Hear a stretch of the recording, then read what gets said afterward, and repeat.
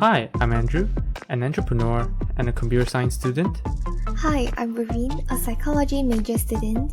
and you're now listening to the Ink Thoughts podcast, where we ponder and talk about incongruous thoughts ranging from our daily life to the human mind. Hello everyone, welcome back to another episode of Ink Thoughts podcast. To be honest, I haven't been recording for at least 2 weeks because we were sick, and of course Andrew required faster than me, and until now I still have a bit of cough left, but basically I'm feeling a lot more better now. So recently there's this one thought that keep coming to me that makes me feel a bit of homesick and nostalgic, and it then reminds me of why do people have the urge to remain in the past and yesterday. And a lot of the time it's not just about bad memories and all, but sometimes even you feel like you wanted to still relive the moment that is so good in the past.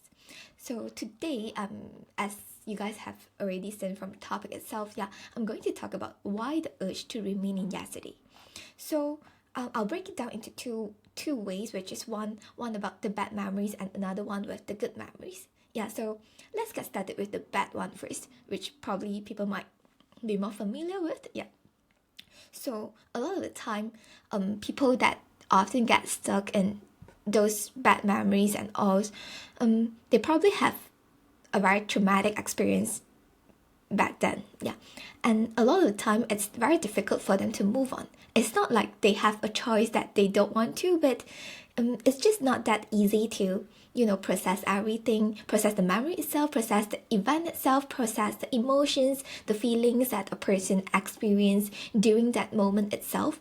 And after you process everything, then you get to move on. It's not that easy. It's always easier being said than being done. So for people that have a very traumatic experience back before that, they often get stuck in this past and they feel like they are reliving those moments. So those very bad memories just keep coming to them, and it seems so real to them that they feel like they keep reliving those moments. It is actually a very scary thing for people who are experiencing that. So they often get stuck in the cycle of keep thinking about it, and because they have so much fear about that, they don't want that to happen again. So they have a very intense fear about it. And because of this, keep thinking and keep trying to avoid it, it will then lead you to, the more you think about it, the more fear you experience it, and then it's even harder for you to move on because you keep thinking about it. And so a lot of the time, especially people probably with PTSD or depression and anxiety, they couldn't help themselves but keep thinking about all these bad memories, bad experiences that they had. They, even in their daily life, even something small can become a trigger to them, to trigger those moments, those thoughts that comes to their mind immediately again and again. And because of them being reminded of those past, probably they will get into ruminating over this kind of stuff, and this will then, and because of this difficulties in controlling their thoughts, they will get trapped in a vicious cycle that leads them to keep thinking about it, keep feeling like they are reliving those moments. It's very difficult for them, and it's often until they get help from professionals to help them with dealing with these thoughts, then they kind of get to move on and get to process all these moments. So sorry. So apart from people that that struggling with their mental health problems, actually for us, in our normal life, we can somehow experience that ourselves as well. So sometimes there might be thoughts that comes to you that we are often unaware, that if we don't move on from something that happened yesterday or the day before that, we'll keep thinking about it until the moment that we move on, or else we are keep reminded of that, and that affect us so much. It's not only affecting how we're thinking about stuff, dealing with stuff in front of us, and also our emotions, our mental well-being so much. Because those bad memories, of course, no one like bad memories, and those things will just keep reminding you about probably something you did wrong yesterday, or probably something just didn't go as well as you have imagined it to be, and that just keep coming to you until you are aware that, oh no, I'm stuck in those endless cycle of keep thinking about it. I need to stop now. So we experience it in our daily life as well, and it requires a lot of self-awareness for us to it's time to stop. So sometimes it happens a bit more to people who are less flexible and embracing change and embracing unexpected stuff that comes to them. So because they find it more difficult to accept change, and also and then it leads them to having a higher likelihood of getting stuck in the past. So but we shouldn't deny that some experiences are really more difficult, and it probably requires the professionals to help you in dealing with it. So apart from bad memories, let's move on to the good one. For the first second, maybe you would be thinking why the good one? Why can't we just keep thinking about the good memories that we have? Isn't it bringing joy to us? But if you give it a second thought, there probably might be some negative impact as well. So let me get into it. So when we talk about good memories, sometimes we just it's so wonderful, it's so amazing in the past that we want to keep reliving those moments because it brings us so much joy, so much happiness, so much basically everything is just so beautiful. But sometimes things are so good in your memories that you couldn't accept the present that is not up to that standard. You get what I mean? So but then every day is actually different. You couldn't expect every day to turn out to be the same over and over again like the one in your memory. And of course there's a lot of uncontrollable factors that might affect how things turn out every day.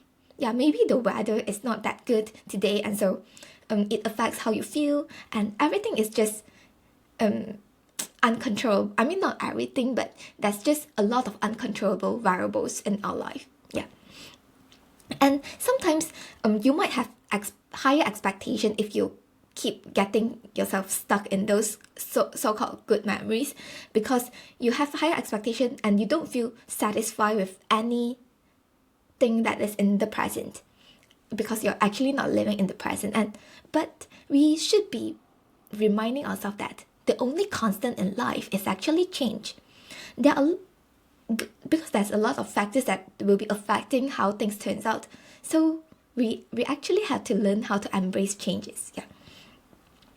And instead of expecting and wanting the same situation or scenario to happen again and again, which is unlikely to happen, it's probably better for us to, get ourselves up to create something else or something better in the present.